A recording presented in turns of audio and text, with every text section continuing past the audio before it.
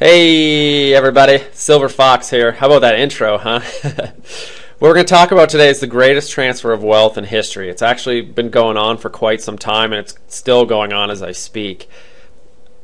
When I talk about finance with people, I often find that their eyes gloss over. They don't want to talk about it, regardless of the fact that they get up every single day to jump into the economy and make money.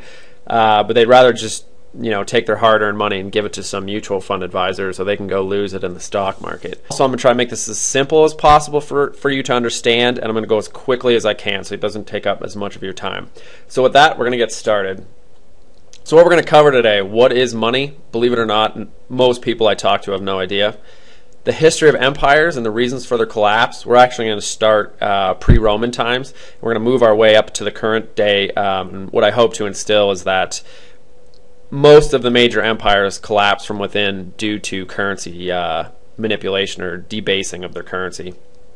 The U.S. and the dollar, the Federal Reserve, inflation, why it's so important and why we're being lied to, 401ks, and how to preserve your wealth in an inflationary collapse, which I believe is well on its way. So repeat after me. So what this little part here is just kind of fun, just kind of gets your mind going here. It just shows you how, I guess, brainwashed we are with modern day media and finance. So everyone here, for the most part, should be able to fill in all these blanks. So go to school and get a good job. Work hard. Save your money. Buy a house because it's a great investment. Which it's really not. Hopefully the housing crisis kind of proved that to you. If it didn't, I suppose that's a whole nother seminar. Save your money and get out of debt. Live within your means. This is kind of the tough one here, but it's invest for the long term in a well diversified portfolio of stocks, bonds, and mutual funds. Normalcy bias. I started studying. I've been studying this stuff for over half of a decade, and like I said in the intro, when I talk to people about stuff, I don't understand why I fully comprehend this, and people either laugh at me or they just. Usually, the number one response is, "Look, we're the U.S. We're the best country in the world." And this has never happened before. This is never going to happen now, right?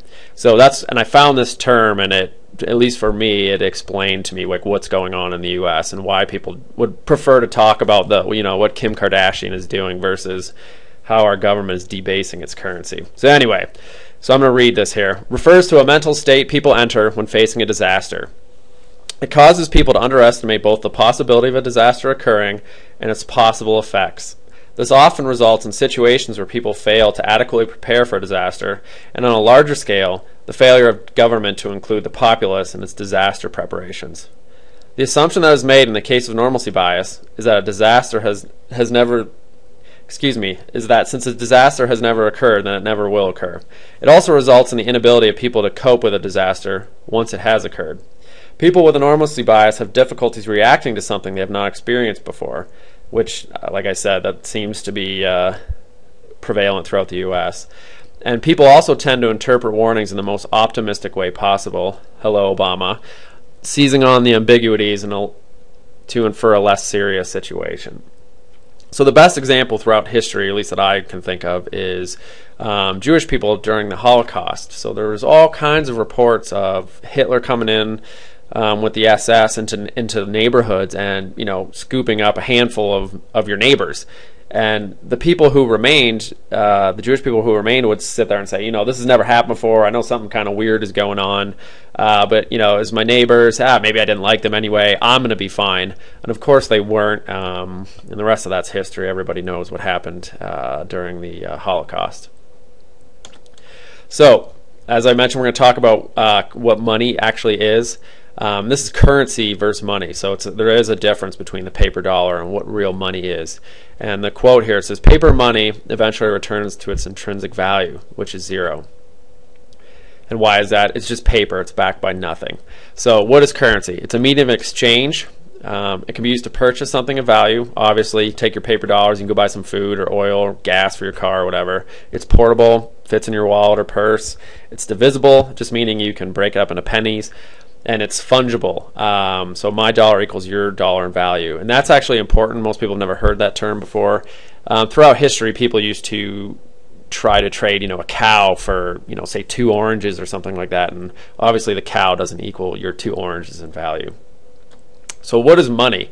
It's everything currency is, but it's a store of value. That's also very important. So if you have a pirate ship and it's sunk like a couple hundred years ago, sinks to the bottom of the ocean, there's a chest full of gold there. You could swim down, grab the chest, bring it back up, and that gold is going to have held its value. So you can still go buy the same amount of stuff, probably more now, or you would be more now, but you can buy the same amount of stuff at least that you could hundreds of years ago, where the opposite of that is absolutely not true. A paper dollar goes into the ocean, it would just dissolve almost immediately, and there would be no store of value. The second part of this is money is always currency, but currency is not always money. And it says see Zimbabwe note, which we'll talk to here in a minute. So how does money devolve? Almost always starts as a gold or silver coin, mainly because there's a limited supply of it, so you can't just print all kinds of money, which is why it loses value. When you have millions of something supply, the value will naturally drop, and you can only mine so much gold and silver every year.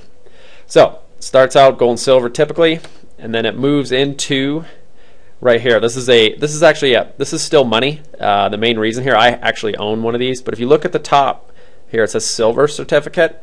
If you look at your dollar today, that's been removed. So in the US, what used to happen was you could take this paper dollar and go and exchange it into a bank, and they would actually give you a silver coin. That in itself is probably another seminar. The bankers got pretty greedy, and they just started to print more of these dollars than they actually had gold and silver sitting in their bank. So if let's say they had 10 gold coins, they should only be allowed to print 10 $1 bills. But due to greed, human greed, they were printing thousands, just expecting that people wouldn't all come withdraw their money at one time. And then once they did, that's kind of how banking broke down in the early days. And then from the paper dollar here, it moves into this is what we have today in the US. I also own one of these, so I'm a 100 trillionaire in Zimbabwe. But there's really no difference between this $100 trillion note in Zimbabwe than there is a dollar today, because it's not backed by anything. So Zimbabwe didn't just start out going from $100 trillion.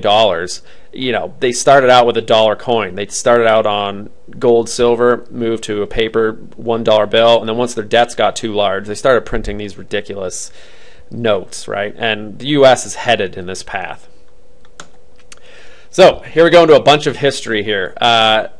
I'm going to try to go through this as quick as possible, but at the same time, I believe this is super important, just because I believe that history repeats, and when you follow history, it's very easy to predict the future, what's going on right now in the U.S., and it's why I'm such a backer of gold and silver.